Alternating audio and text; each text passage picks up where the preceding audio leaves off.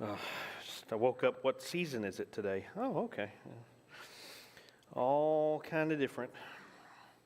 All right. So we are going to be in Romans. If you want to turn over there, I think we're going to be mostly in 14 to start with, and then we're going to move on from there.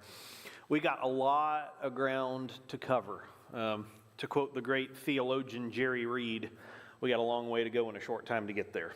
So we're going to get moving on this. This is our second week in Romans. If you weren't here last week, we're going to do a quick recap of where we were and try to get some more progress going on this. So the problem in Rome is twofold. Largely, there is a divided church among racial lines. Not entirely, but mostly along those lines. You have your Jews who used to be in control of the church. Emperor Claudius kicks them out of Rome. They leave, and now the Gentiles have been doing things their way. When the Jews are finally allowed to come back to Rome, they feel like their church has been stolen from them. It's not home anymore. We don't know what's going on here anymore. And so they feel like they are weak. And the Gentiles have all the power. They're the strong ones. And so we get this weak versus strong. Who's in control? And you have the weak that are constantly saying, well, we're the victims. We're this isn't fair to us. And you have to do it our way because we are suffering. And you have the Gentiles who are pushing back and they're saying, well, no, that's not exactly the case. We get to call the shots because, hey, we're here. We've been here. We've made these decisions and this is where we are.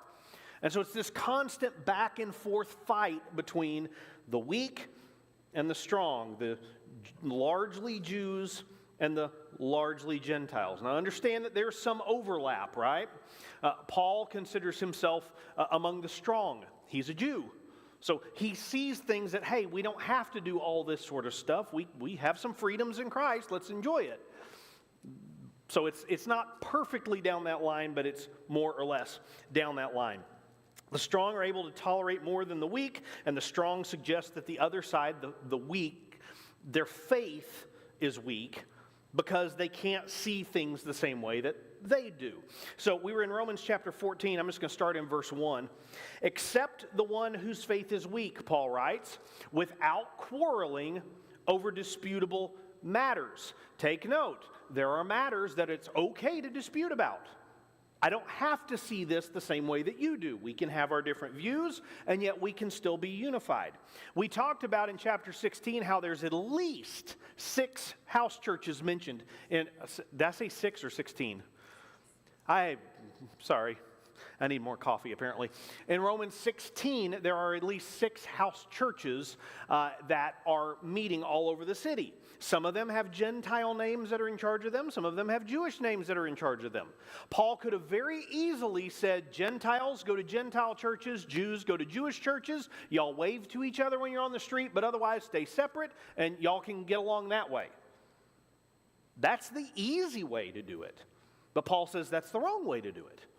He wants them to be different. He wants them to be convinced of their own views and yet still unified. He says in verse 2, one person's faith allows him to eat anything, but another, whose faith is weak, eats only vegetables. The one who eats everything must not treat with contempt the one who does not. And the one who does not eat everything must not judge the one who does, for God has accepted them. Who are you to judge someone else's servant? Own